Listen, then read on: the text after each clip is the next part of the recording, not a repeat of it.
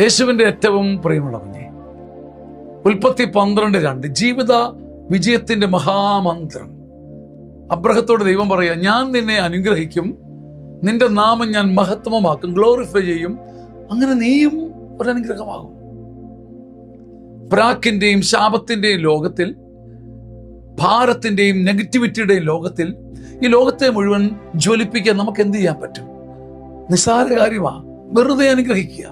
ദൈവം അബ്രഹത്തെ അനുഗ്രഹമാക്കിയത് ദൈവം അനുഗ്രഹിച്ചപ്പോഴാണ്. ദൈവം ചുമ്മാതെ അത്ഭുതങ്ങൾ അപ്പം വർദ്ധിപ്പിക്കുന്ന പോലെ വർദ്ധിപ്പിച്ച് വീടും കൂടും സ്വതന്ത്രമായ സ്ഥലങ്ങളും അബ്രഹത്തിന് ഇങ്ങനെ അത്ഭുതകരമായി മാജിക്ക് പോലെ കൊടുത്തിട്ടല്ല. ദൈവം അവനെ അനുഗ്രഹിച്ചു.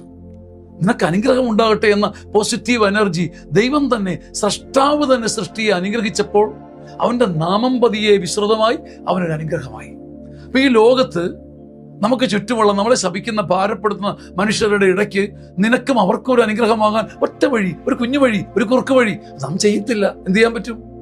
അനുഗ്രഹിക്കുക, വെറുതെ അനുഗ്രഹിക്കുക. Keep on blessing.